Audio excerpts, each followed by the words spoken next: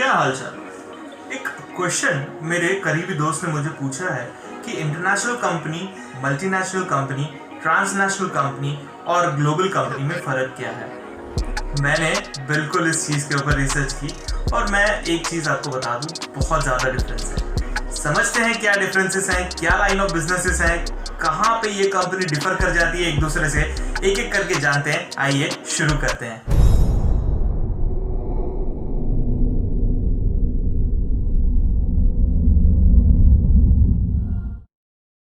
क्या हालचाल, नमस्कार, आदाब, सत श्री अकाल। मैं हितेश आपका स्वागत करता हूं द हाफ कंसल्टेंसी के पहले मार्वलस मंडे के एपिसोड में। मार्वलस मंडे ये मैंने कुछ नया शुरू किया है। अब हफ्ते में जब भी मैं आपसे मिलूंगा उस दिन के बारे में कुछ स्पेशल रहेगा।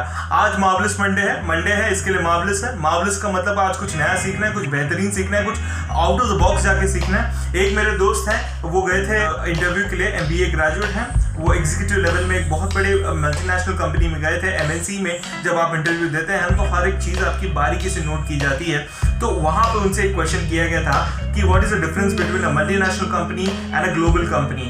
ये सुनते ही जनाब थोड़े बिखर गए और उनको तो कुछ समझ नहीं आया क्या आंसर है इसका।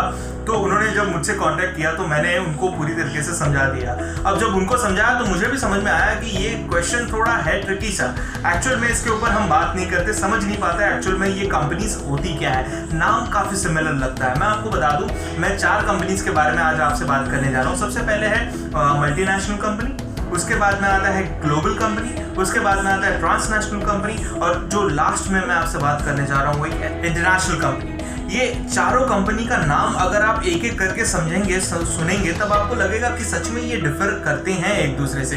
भले उनका नाम समझ में तो आता है कि सेम ही है, पर होते नहीं है सेम। एक एक करके शुरू करते हैं। जो सबसे कॉम्प्लेक्स चीज़ है इंटरनेशनल कंपनी, उसके बारे में पहले जान लेते हैं इंटरनेशनल कंपनी होती क्या है। सबसे पहले मैं आपको बता दूं, इंटरनेशनल कंपनी एक ऐसी कंपनी होती है जिसका एक होम बेस होता है। होम बेस कंपनी यानी मान लीजिए अगर आपकी कंपनी है, एप्पल का एग्जांपल ले लेते हैं। एप्पल इंटरनेशनल कंपनी है, तो एप्पल का ही एक एग्जांपल आपको मैं बताना चाहूंगा। अगर मान लीजिए एप्पल कंपनी है, एप्पल कंपनी अपनी प्रोडक्ट्स आपको भी पता है कहाँ पे बनाती है, US में बनाती है। जो असेंबली होती है वो US में होती है, ठीक है। वहां से फिर प्रोडक्ट्स निकलते हैं, ऑल ओवर द वर्ल्ड जाते हैं। वर्ल्ड के हर कंट्री में वो प्रोडक्ट्स डिलीवर किए जाते हैं और वहां से डिस्ट्रीब्यूट किए जाते हैं उनके कस्टमर तक, ठीक है। वो होता क्या है मैं आपको बता दूं, जो इंटरनेशनल कंपनी है उनके एक सर्टन ग्रेड्स रहते हैं, एक सर्टन नॉर्म्स रहते हैं, एक पॉलिसीज रहती हैं जो कहीं पे भी कौन से भी कंट्री में आप चले जाएं वो चेंज नहीं होते। मैं आपको बता दूं यहाँ तक कि हर एक प्रोडक्ट का प्राइस भी सेम रहता है। आप समझ रहे हो, एक अगर आप फोन ले लीजिए एप्पल का, वो एप्पल का प्राइस एक्चुअल में सेम रहेगा। अच्छा, अब आपका सवाल ये रहेगा तो भाई मेरे को दुबई में सस्ता क्यों मिल जाता है। तो मैं आपको बता दूं, वहाँ पे टैक्स का प्रॉब्लम नहीं है। जैसे कि इंडिया में टैक्स कुछ और लगते हैं, दुबई में कुछ और टैक्स लगते हैं, US में कुछ और टैक्स लगते हैं, तो इसके वजह से प्राइस डिफर कर जाता है। बट जो कॉस्ट ऑफ प्रोडक्ट है, जो प्रोडक्ट की कॉस्ट है ना, वो तो सिमिलर रहती है, ठीक है। डिफरेंस है इंटरनेशनल कंपनी और बाकी सारी कंपनीज में, ठीक है। अब होता क्या है कि इंटरनेशनल कंपनी में कोई डायरेक्ट इन्वेस्टमेंट नहीं होती, फॉरेन इन्वेस्टमेंट नहीं की जाती।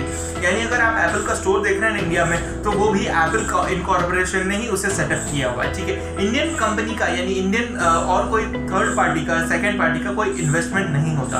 ये वही कंपनी होती है, वही सेटअप आप करके जाती है अपने दूसरे कंट्रीज में, ठीक है। यहाँ पे प्रॉफिट मेकिंग बहुत डिफिकल्ट मॉडल हो जाता है। अब वो क्यों होता है मैं आपको बता दूं।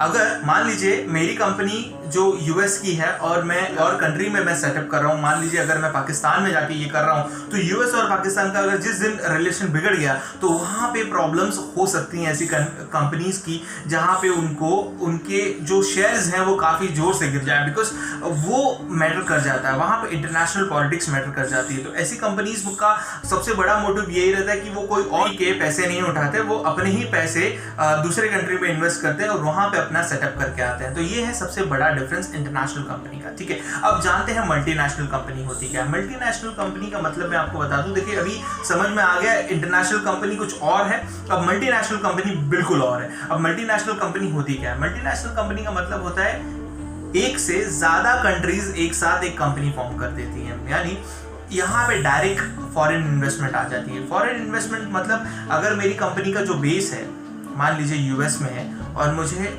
भारत में अपना काम शुरू करना है, तो US का जो खर्चा है, जो US में जो जितने भी मेरे आउटलेट्स हैं उनका जो खर्चा वो यूएस की कंपनी उठाएगी, और भारत में जितने आउटलेट्स का खर्चा है वो भारत की कंपनी उठाएगी। ठीक है, तो यहाँ पे एकदम सिंपल मामला हो जाता है। प्रॉफिट मेकिंग काफी इजी है यहाँ पे एक्चुअल में होता क्या है, जो कंपनीज है ना वो एक दूसरे को पकड़ के चलती है। जो कंट्रीज है वो उनका रिलेशन मल्टीनेशनल कंपनीज की वजह से काफी अच्छा बॉन्ड बन जाता है। एक्चुअल में होता क्या है, यहाँ पे दोनों ही कंट्रीज के एम्प्लॉयमेंट का फायदा है, दोनों ही कंट्रीज के ग्लोबल होने का फायदा है। होने के साथ जो सबसे इंपॉर्टेंट चीज ये लोग करते हैं मल्टीनेशनल कंपनी, वो ये है कि दो कंट्रीज की एक ऐसी बॉन्ड बना लेते हैं कि अपने आप में ये कंट्रीज का जो भी पॉलिटिकल अफेयर्स है वो कहीं ना कहीं पे खत्म हो जाता है। एक एग्जांपल देना चाहूंगा मैं आपको। माइक्रोसॉफ्ट एक ऐसी कंपनी है जो मल्टीनेशनल कंपनीज के सबसे टॉप लिस्ट में आती है। उसके बाद है आईबीएम कंप्यूटर्स के बारे में आपने बिल्कुल सुना ही होगा। ऐसे बहुत सी और कंपनीज हैं जो दो देशों से ज्यादा में काम अपना सक्रिय कर रही है। यहाँ पे प्रॉफिट मेकिंग बहुत आसान है, जैसे मैंने आपको पहले भी बताया। एक चीज और आपको बता दूं, यहाँ पे अगर आप ग्रो करना चाहते हैं ना तो ये सही सेक्टर हो जाता है किसी भी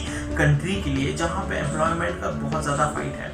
अगर कोई कंट्री इन्वेस्ट करती है एमएनसी में तो वो सच में डेवलपमेंट की तरफ आगे बढ़ रही है। ये मेरा मानना है, पर्सनली मानना है, क्योंकि फॉरेन इन्वेस्टमेंट हो रही है, लोगों को एम्प्लॉयमेंट मिल रही है, प्रोसेस काफी सिमिलर है और कोई भी कंट्री को अपना प्रोटोकॉल्स चेंज करने की जरूरत नहीं पड़ती। जो भी बेस कंट्री है वहां के हिसाब से प्रोटोकॉल्स आगे तक चले आते हैं, यानी ऊपर से लेके नीचे तक का एक प्रोटोकॉल सेट रहता है। यही प्री सेट प्रोटोकॉल्स हर एक कंट्री को फॉलो करना होता है। ठीक है, अब आते हैं तीसरी कंपनी के बारे में। कंपनी है ट्रांसनेशनल कंपनी। ट्रांसनेशनल यानी दो से ज्यादा देशों का एक साथ आ जाना और एक कंपनी फॉर्म कर लेना, यानी एक कंपनी का प्रेजेंस दो से ज्यादा देशों में हो जाता है। वो बहुत अलग कंपनीज में गिनी जाती है, क्योंकि यहाँ पे ना ये डेमोग्राफी के हिसाब से ये कंपनीज अपने प्रोडक्ट बनाती है। यहाँ पे कोई बेस कंट्री के हिसाब से नहीं चलना पड़ता है, कोई प्री सेट मॉड्यूल नहीं है या प्रोसीजर्स नहीं जो उन्हें फॉलो करने पड़ते। प्रॉफिट मेकिंग और ज्यादा इजी हो जाता है इस कंपनीज में। एक्चुअल में आपको मैं एक एग्जांपल बता दूं, नोकिया एक ट्रांसनेशनल कंपनी है जो बिल्कुल पूरी तरीके से सक्रिय है ऐसी चीजों को लेके, जहां पे आप अपने डेमोग्राफी के हिसाब से प्रोडक्ट्स बना सकते हैं, इनफैक्ट प्रोडक्ट लॉन्च कर सकते हैं। प्राइस डिफर कर जाती है। आप अगर बांग्लादेश में ये कंपनी चला रहे हो तो बांग्लादेश के प्रोडक्ट्स की प्राइस कुछ और होगी, भारत में कुछ इसकी प्राइस और होगी। डिफर करते हैं demography, country to country, people to people, states to states, in fact city to city भी डिफर कर जाता है। ठीक है, तो ये है ट्रांसनेशनल कंपनीज के बारे में। अगर मैं आपको और थोड़ा एग्जांपल दे दूं तो बजाज ऑटो एक और कंपनी है जो ट्रांसनेशनल है। जी एंटरटेनमेंट इसी कैटेगरी में आती है ट्रांसनेशनल कंपनी में। अब मैं बात करने जा रहा हूं ग्लोबल कंपनीज के बारे में। ग्लोबल कंपनी नाम में समझ में आ रहा है, ग्लोबली प्रेजेंस है इसका। एक कंट्री नहीं, दो कंट्री नहीं, चार कंट्री नहीं, ग्लोबली जितनी भी कंट्रीज है उनमें सब में इनका प्रेजेंस है। ये कंपनी है ना बहुत अलग है, ये प्रॉफिट मेकिंग पे नहीं काम करती। मैं आपको बता दूं ये काम करती है फ्रेंचाइजी और रॉयल्टी में। फ्रेंचाइजी दे देती है, मेरा ब्रांड मैं दे रहा हूं आपको, चलाइए ब्रांड आपके देश में, आपके देश के हिसाब से आप प्रोडक्ट्स बनाइए, आपके देश के हिसाब से आप उसे बेचिए, प्रोसेस आप आपके हिसाब से बनाइए, प्रोडक्ट को एडवर्टाइज भी आपके हिसाब से कर लीजिए, मार्केटिंग भी आपके हिसाब से कर लीजिए, जो करना है आप कर लीजिए। मैं आपको सिर्फ मेरा ब्रांड दे रहा हूं और हर महीने में या हर साल में आप मुझे उसका रॉयल्टी पे कीजिएगा। बस यहाँ पे हेडेक जो है ना कंपनीज का काफी कम हो जाता है। छोटी छोटी कंपनीज होती हैं हर एक कंट्री में, उसको उठा लेती हैं ये कंपनीज।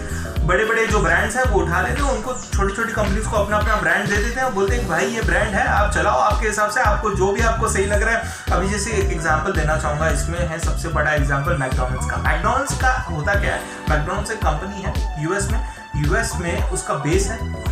इंडिया में भी मैकडॉनल्ड्स है, इंडिया में छोटी छोटी जो सब्सिडरीज कंपनी है उनको ये मैकडॉनल्ड्स का ब्रांड दे दिया गया है। उनको बोला है आप आपके स्टेट के हिसाब से, आपके रीजन के हिसाब से, आपके कंट्री के हिसाब से, आपके पीपल के हिसाब से, आपके डेमोग्राफी के हिसाब से आप प्रोडक्ट्स बनाइए। कहीं पे चिकन ज्यादा चलता है तो चिकन को ज्यादा प्रमोट कीजिए, कहीं पे ज्यादा वेज चलता है तो वेज को प्रमोट कीजिए, कहीं पे आपको यहाँ पे ये भी आपको मैं बता दूं कहीं पे सिर्फ ब्रेवरेजेस चलते हैं तो ब्रेवरेजेस प्रमोट कीजिए। सब कुछ बना के दे दिया मैकडॉनल्ड्स ने। यहाँ तक प्रोडक्ट बनाने की मशीन तक आपको मैकडॉनल्ड्स प्रोवाइड कर देती है। आपको उसके एवज में बिल्कुल साल के एंड में या 6 महीने के एंड में आपको एक रॉयल्टी प्रोवाइड करनी होती है। जो पेरेंट कंपनी है वो आराम कर रही है, अपने प्रोसेस को खुद अपने कंट्री में सही तरीके से चला रही है और अपने ब्रांचेस को वर्ल्ड के हर कॉर्नर में पहुंचाती जा रही है। यहाँ पे वर्ल्ड के हर कॉर्नर में इसको काम करने की जरूरत नहीं है, पेरेंट कंपनी को काम करने की जरूरत नहीं है, उसने ऑलरेडी लोगों को काम दे दिया है। वो सिर्फ रॉयल्टी लेगी, अपना ब्रांड पहुंचा दिया है वर्ल्ड पे। कुछ और एग्जांपल देना चाहूंगा तो पिज्जा हट है, अमेरिकन एक्सप्रेस है, हयात होटल्स हैं। ये वो ब्रांड्स हैं जो ग्लोबली मौजूद हैं, जिन्होंने अपने बेस कंट्री के अलावा ऑल ओवर द वर्ल्ड, पूरे ग्लोब में अपने ब्रांचेस बना के रखे हैं, पर वहां पे वो काम नहीं करते, सक्रिय नहीं है। काम तो कोई और कर जाता है, काम तो कोई थर्ड कंपनी कर रही है, जो छोटी कंपनी है वो काम कर रही है, वो मेहनत कर रही है। ये कंपनी, पेरेंट कंपनी, सिर्फ रॉयल्टी कर रही है। तो इसी प्रकार से आज हमने डिफरेंसेस जाने ग्लोबल कंपनीज के बारे में, मल्टीनेशनल कंपनीज के बारे में, ट्रांसनेशनल कंपनीज के बारे में, और जो सबसे इंपॉर्टेंट चीज़ है इंटरनेशनल कंपनी के बारे में। तो ये क्वेश्चंस अगर आपको कभी भी आ जाए, बेधड़क ये आप जवाब दे दीजिए। ये आपको मैंने बता दिया प्रोसेस क्या है, प्रॉफिट मेकिंग कहाँ पे है, कौन सी कंपनी में ज़्यादा इजी हो जाता है प्रॉफिट मेकिंग, कौन सी कंपनी में डिफिकल्ट है। अगर आपको पसंद आई है ये वीडियो तो लाइक का बटन है, दबा दीजिएगा, कंजूसी मत कीजिए। साथ में जब अभी तक अगर मेरे चैनल को आपने सब्सक्राइब नहीं किया है, रेड कलर का बटन है, दबा दीजिए। आपके एक सब्सक्राइब से मेरा दिल का जो है ना लाल कलर वो और निखर जाता है और मज़ा आ जाती है। क्या ख्याल है? ठीक है, चलिए अगले वीडियो में फिर मुलाकात होगी। तब तक के लिए जय हिंद, जय महाराष्ट्र।